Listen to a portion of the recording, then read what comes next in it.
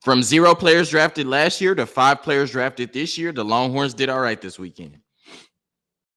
You are Locked On Longhorns, your daily podcast on the Texas Longhorns. Part of the Locked On Podcast Network, your team every day.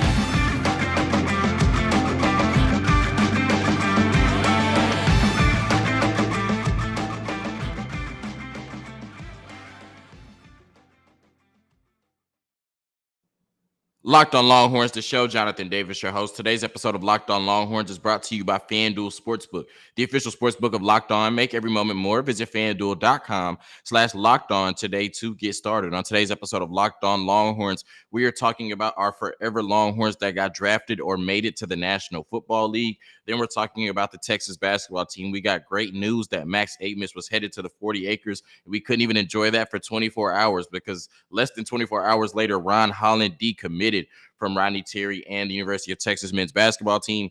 And last but not least, the Texas baseball team finishes a series tonight against TCU, but they have already won the series, winning the first 2 games on Saturday and Sunday in dramatic fashion. We discuss all of that and more on today's episode of Locked On Longhorns, part of the Locked On Podcast Network, your team every day.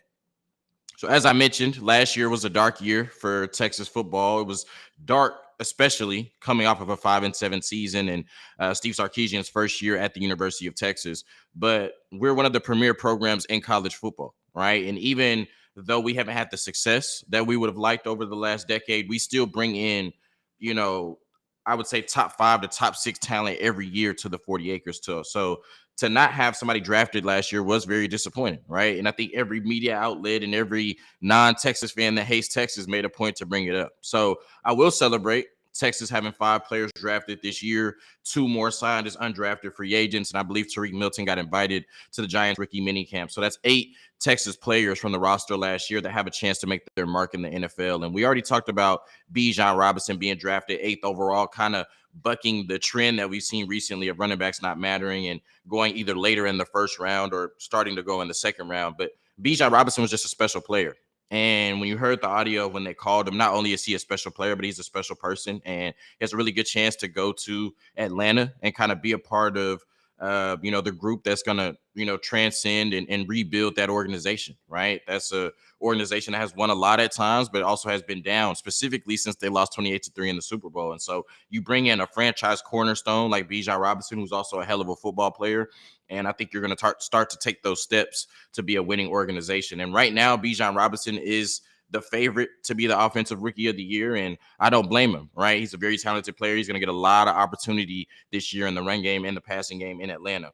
When we talk about Roschon Johnson, he went 4th round to the Chicago Bears. I love this fit for Roschon. One, I used to live in the area. I used to live a few hours from Chicago, and that is a football city, right? It doesn't matter what the Bulls are doing, doesn't matter what the Cubs are doing, doesn't matter what the White Sox are doing.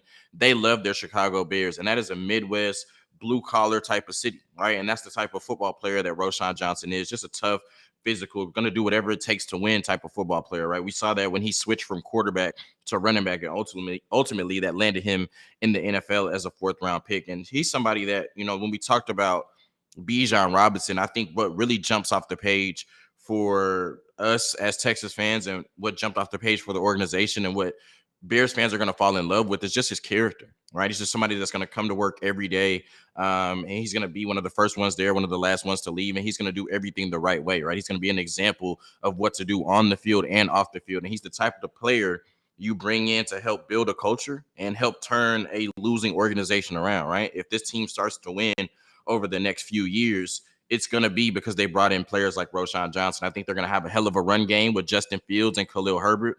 But Roschon Johnson, even as a 4th round pick, probably is your day 1 starter at the running back position. And I would not be surprised if he gets 1,000 yards this year running in that offense. He's definitely a sneaky offensive rookie of the year pick. I still like Bijan a little bit more because he was picked 8th overall. They're going to give him a lot of touches. CJ Stroud and Bryce Young, if they start at quarterback for 16 or 17 games, they're going to get heavy consideration. But I definitely think Roschon Johnson is a great value pick for offensive rookie of the year because I think he starts right away next to Khalil Herbert and behind Justin Fields. That's going to take pressure off of him.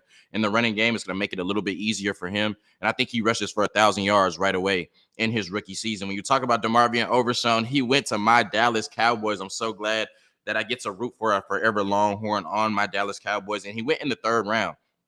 And you just can't ignore the traits, right? I know he has a lot to work on in terms of instincts. He's still kind of trying to master that transition from safety to linebacker, and that takes time, right? You can't expect that to happen overnight, but you can't ignore the traits, right? He's super fast, right? For the linebacker position, he can come downhill, he can thump, he can blitz really effectively, and he can stop the run, right? When he's invested in it. I know he needs to add more size, and there's times where he can get, kind of latched on to blocks. But I watched him at the University of Texas for 2 years at the linebacker position, and I saw him stop the run when we needed to stop the run. So, I think this is a really good pick for my Cowboys. It's a developmental pick. I think he's going to start off, probably right away on special teams and come in sub packages where you can utilize his skill sets effectively, even covering running backs or tight ends out of the backfield, right? He'll come in, maybe one or two plays on a drive, and they'll put him in positions. Dan Quinn, one of the best defensive coordinators, best defensive minds in football, will put him in positions to where he can succeed right away. And then you're hoping by year 2 or year 3,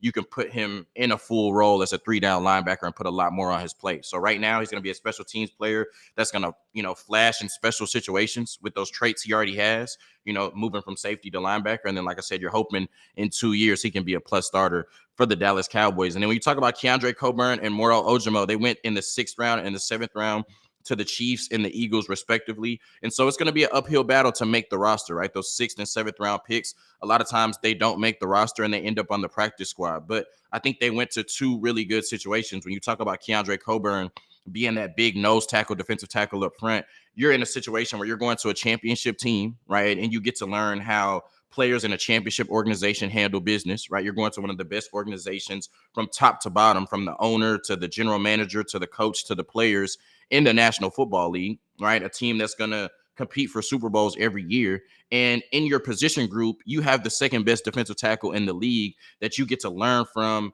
get mentorship from, and kind of soak up from every day in Chris Jones, right? And I think if you go to work every day and do what Chris Jones does, eventually you'll get your chance to be a really good defensive tackle on a really good football team as well. So I love that destination for Keondre Coburn. I think he gets to go to a winning organization behind a really good defensive tackle, see how they do business, emulate that, and then hopefully put that on display in the future. And then the same thing with Moro Ojomo to the Eagles. He's going to be a 7th round pick. We saw them take just this year Nolan Smith on the D-line, Jalen Carter on the D-line. They took Jordan Davis last year on the D-line. They still have Fletcher Cox, Hassan Reddick. Gosh, as a Cowboys fan, this is killing me having to name everybody they have. And Brandon Graham, right? So I don't know if there's a path to Moro Ojomo getting a lot of touches this year, but you're going to an organization that was just in the Super Bowl last year, a really good organization. Even as a Cowboys fan, I have to admit that the Eagles are one of the best run teams in the National Football League. And as I mentioned with the Chiefs, it starts with top to bottom, right? From the owner to the GM, how he's probably the best in the league, to the coach, to the players, right? It's just a really well-run organization. And you're going to a team that I think broke the record last year for sacks. So the mentorship and the culture and what you're going to be able to see every day as a player in Moro Ojomo in practice is special. And like I said, with Keondre Coburn, you take that in terms of that mentorship, that leadership, and then hopefully in a year or two, you can display that yourself playing for the Philadelphia Eagles. So I love those spots for those players. And I love the fact that after a year where nobody got drafted, we were able to see 5 players from the University of Texas get drafted and fulfill their lifelong dreams, to see them get that call, to see them get that emotion, to see their families and everybody around them reacting. It's just a special moment. And I'm so glad that we got back to putting the University of Texas football players in the National Football League. And then when you talk about D'Shawn Jamison and Anthony Cook, they were both signed as undrafted free agents. D'Shawn Jamison going to a really good 49ers defense. Hopefully, he can learn and eventually get on the field. And then Anthony Cook, the same thing, going to a really good organization with the Kansas City Chiefs. Hopefully he can learn and get on the field in the same manner. We saw last year Josh Thompson was an undrafted free agent. He ended up playing in 3 games. And then Cameron Dicker was an undrafted free agent. He ended up playing in 14 games, playing in the playoffs, and now is the starting kicker for the Los Angeles Chargers. So being an undrafted free agent does not mean that your path ends. You have a path to get playing time, and that's something that less than 1% of people in the world can say. So they're in a really good position, and the only people that can stop D'Shawn Jamison and Anthony Cook from making a roster and getting on the field are D'Shawn Jamison and Anthony Cook. And then I think Tarique Milton got invited to the Giants rookie minicamp, so I'm not sure how that works, but he at least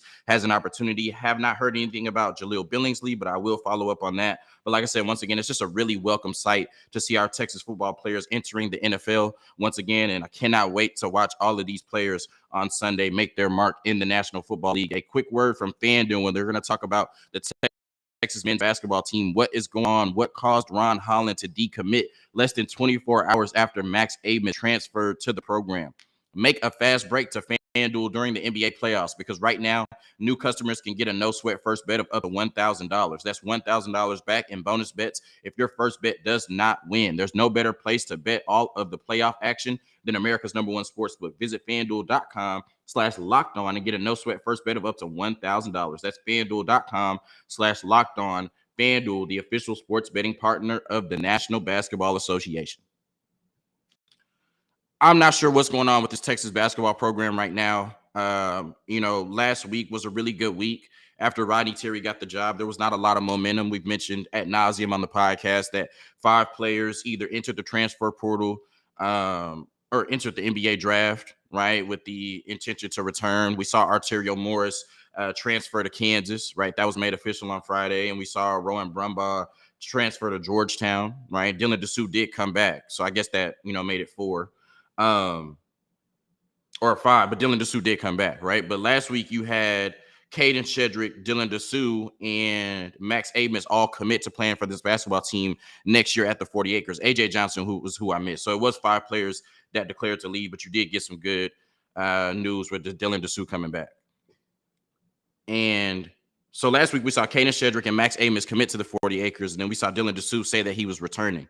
And all of the momentum that we felt like we had lost in the first 2 to 3 weeks of Rodney Terry being the full-time head coach, that started to return, right? Because you bring in 2 top 20 players in the transfer portal. Max Abmas was a top 3 player in the transfer portal, somebody who's a career 20-point scorer in college basketball. And then you brought back Dylan Dessou, who in the NCAA tournament, averaged 23 and 10.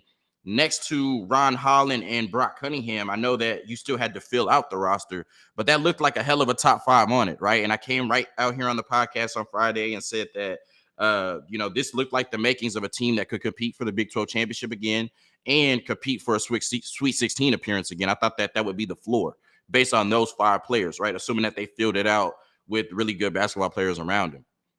But less than 24 hours after Max Abmas commits to come to Texas next year, Ron Holland decommits. And he says he wants to thank Rodney Terry and his staff. He wants to thank Longhorn Nation for all of the support. Texas will still be one of his top schools, and he decommits. And what I'm trying to figure out is what is going on with this program, because to me, this can't be a basketball decision. If Ron Holland knows that he is 1 year away from the National Basketball Association and he wants to play college basketball at the University of Texas, then why would he decommit less than 24 hours after Texas bringing in one of the biggest, if not the biggest haul in the transfer portal thus far? At least bringing in one of the biggest players or best players in the transfer portal in Max Abmas. Why would Ron Holland decommit less than 24 hours later if this was a basketball decision? I don't know what's going on. AJ Johnson said if he was going to college, he would come to the University of Texas. If he was going to college, he would play for Rodney Terry. But then he takes $750,000 to go play professional basketball in Australia, right? And I told y'all that a source told me that was happening 2 days before AJ Johnson announced it. What I'm hearing for Ron Holland is more G League. He does have connections to Kentucky. They heavily recruited him. He does have connections to Arkansas. They heavily recruited him. I think that there will be some smoke with both of those 2 schools. But I think if Ron Holland does decide not to return to the University of Texas or honor his commitment, I think he'll go to the G League. And so I need to figure out what is going on with this Texas basketball program. I've also heard that there's a player, I'm not going to mention him, of course, but there's a player on last year's team that has been negatively recruiting against Rodney Terry, saying that if you want to get developed for the next level, then you may want to open up other options outside of the University of Texas. That is toxic. We saw over the weekend after Ron Holland decommitted, Dylan Mitchell, who on multiple occasions came out and supported Rodney Terry and was very vocal about Rodney Terry getting the job, liked two tweets. One about Ron Holland decommitting, and it's really concerning that nobody wants to play for Ronnie Terry right now. And then he liked another tweet saying that Ronnie Terry didn't develop him correctly, and no five-star recruit should want to come to Texas and play for Ronnie Terry. Dylan Mitchell liked those two tweets over the weekend after publicly endorsing Ronnie Terry for the job multiple times. Then he unliked the tweets. That's toxic, right? Like I said, people are running around screaming, Ron Holland doesn't want to play for Ronnie Terry, but he publicly endorsed Ronnie Terry for the job, unprovoked, just a month ago at the McDonald's All-American game, and said he couldn't wait to get to Austin and play for Ronnie Terry, right?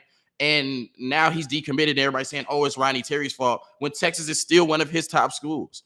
AJ Johnson, the week he decided to go to Australia, said if I was going to college, I would want to go to college to play for Texas and Ronnie Terry. And everybody's saying, oh, well, it's Ronnie Terry, he can't keep recruits. And these were Chris Beard recruits. Well, why aren't they committed? Why aren't they considering Ole Miss then? Why aren't they considering Ole Miss if these were Chris Beard's recruits, right? I don't know what's going on within the program right now, but these don't feel like basketball decisions to me. And I don't know if it's NIL. I don't know what's being promised or lack thereof, but something is going on. When you got a player that's negatively recruiting against Ronnie Terry, when you got Dylan Mitchell liking anti-Ronnie Terry tweets, when he's already publicly supported Ronnie Terry, then he goes back and unlikes them and then starts liking stuff about the program and Max Amos. You got Ron Holland, who's publicly supported Ronnie Terry, decommits from the program. You got AJ Johnson, who's publicly supported Ronnie Terry and said that he should get the full-time job. He decommits from the program to go to Australia. I'm not sure what's going on because Ron Holland was only going to be in college for 1 year. He is a hell of a basketball player. And to me, he's somebody that would want to win his 1 year in college. So why would he decommit the week that they brought in Caden Shedrick, Dylan Dessou, and Max Amos? It does not make sense to me. Maybe this is a leverage play. Maybe this is a money play, an NIL play. And if it is, I think Texas needs to do everything in their power to get Ron Holland in the building, because I think that via the transfer portal, you can still field a really good team. But I'll continue to say that recruiting is about perception. And in a week where you brought in Max Amos, Caden Shedrick, and Dylan Dessou, you still ended it with a negative perception recruiting-wise because Ron Holland decommitted after all of that happened. So you took 5 steps forward just to take 10 steps back with the Ron Holland decommitment. I am praying that this is a money play. It's a leverage play. Maybe he saw how much, they invested in Caden, Dylan, or Max Amos to come to the 40 acres. And he said, look, I'm going to be drafted before all of them next year, so you might want to up my NIL. Hopefully that's the case. Hopefully Ron Holland is in a Texas jersey next year. I think this is a huge loss, but I think before we start to say everything is Ronnie Terry's fault, we need to look at the facts at hand. And Ron Holland and AJ Johnson both came out and publicly endorsed Ronnie Terry. So them decommitting from this program tells me there's a lot more going on behind the scenes than just Ronnie Terry losing control of the Texas men's basketball program. I want to end this episode talking about the Texas baseball team. And as we've talked about over the last couple of weeks, they haven't been playing the most inspiring baseball, right? They've been able to win, 2 games against Baylor, or, blowout wins against Abilene Christian and Texas Southern. But we kind of saw the real Texas baseball team over the last 2 weeks when they had to face off against Oklahoma and got swept. And even in that Baylor series where they won 2 out of 3, you can make the argument that they should have lost 2 out of 3 or lost the series, got swept in that series to begin with. So we wanted to see how they fared against a really good TCU team, right? If they could get back on track and just play really good baseball, right? Not worry about, a regional, a super regional, College World Series, or a Big 12 championship, but just get back to playing really good baseball, because this is the time of year where the really good baseball teams start to click. As I mentioned on the last episode, this is the time of year where that Ole Miss team that kind of came out of nowhere and won the national championship, they really started to gel at this point. Oklahoma, who I think made the national championship game, really started to gel around this point as well. So you want to see Texas playing some really good baseball coming towards the end of the season. And this was a little bit different in terms of scheduling as far as a weekend series. It wasn't a Friday, Saturday, Sunday series. It was a Saturday, Sunday, Monday series. So the series will end tonight, right? They're only 2 games in, but they've secured the series win by winning the first 2 games. And when you talk about the Saturday game, they beat TCU 8-4, jumped out to a 6-0 lead. As I've talked about, the offense has not been the problem, and that continued to be a theme on Saturday, scoring 8 runs, 4 homers in total, right? So the long ball was popping. But what I also like is they drew 7 walks, right? So although this team has some pop, has some power, and can hit the long ball, they do a really good job of putting together really good at-bats, right? They drew 7 walks on Saturday, of course, gave you some singles and some doubles as well. So they can attack you in a lot of different ways on the offensive end. They're also a really good base running team as well. All right. And then you talked about you talk about the pitching. Lucas Gordon gave you 8 innings pitch, right? You don't want to see the 4 earned runs, but I'll trade that off for 8 innings pitch to give the bullpen essentially a day off, right? He struck out 5 batters while Heston Toll closed the game with a perfect inning. No hits, no walks allowed to win that game 8-4. So then you come back on Sunday and you have a chance to clinch the series before the series is over. And they were outstanding in yesterday's ball game. They went down 2-0 and then scored the next 3 runs to win the game. It was a 2-2 game until Peyton Powell's RBI single in the top of the 8th inning. But the play of the game, the play that has everybody at the 40 acres buzzing, was the double play from downtown Porter Brown to end the game. So he catches a fly out. I can't remember where they had runners. I think they had runners on first and third at the corners, and somebody from TCU flies out to left, right? So you have a sac fly opportunity. Porter Brown catches the fly out. So now there's 2 outs, right? And the runner at third has to decide if he's going to tag up or count on the next batter to get a base hit, right? Or I guess a wild pitch or error, anything that would allow him to score, right? But there's no more sac fly opportunity if he doesn't take it right there. Porter Brown has a hell of an arm, but it's still going to take a perfect throw from left field to stop that runner at third from scoring. So he takes the opportunity to try to tie the game and take this game into extras for the TCU Horned Frogs. This was a big win for TCU if they could get it, and it was a big win for Texas, who ended up getting it. Porter Brown catches the sac fly opportunity, the fly out to left field to make the second out. The runner on third takes off, and Porter Brown makes one of the best throws you will ever see at any level. The minors, the majors, high school baseball, the World Baseball Classic, like you name all of them, right? Makes a hell of a throw, one of the best throws you'll ever see from left field, and the runner is out by a mile. Texas wins on a double play and a hell of a defensive play from downtown Porter Brown, who came from TCU, right? Revenge is a dish cold. So, what does it say? Revenge is a dish served cold, right? Yeah, that's what I meant to say. That's what happened yesterday in the game. And then, of course, the pitching was outstanding. The last 7 innings, 4 hits, no walks, and 6 Ks. That's what we love to see from our bullpen. And tonight, you have a chance to sweep the TCU Horned Frogs, which would be really good for this Texas baseball team. But the better news is that Tanner Witt returns tonight. Now, I think he's only going to be the opener. I think he's only going to pitch 1 inning tonight, but that's a really good sign that you have Tanner Witt for this really good stretch of baseball that's coming up down, to the end of the season, the most important stretch of the season. It looks like Tanner Witt's going to be back. So I'm not sure how they're going to ramp him up or what his in-game usage is going to look like after tonight, but I think what's pretty much been widely reported is that Tanner Witt is only going to throw 1 inning tonight and then probably ramp it up a little bit more after that. And hopefully by the time you get to postseason play, he's back to his normal self coming off of that catastrophic injury last year. Thank you for tuning in to another episode of Locked On Longhorns, part of the Locked On Podcast Network, your team every day. And congrats once again to all of the forever Longhorns that are embarking on their next journey in the National Football League. Hook 'em. Peace.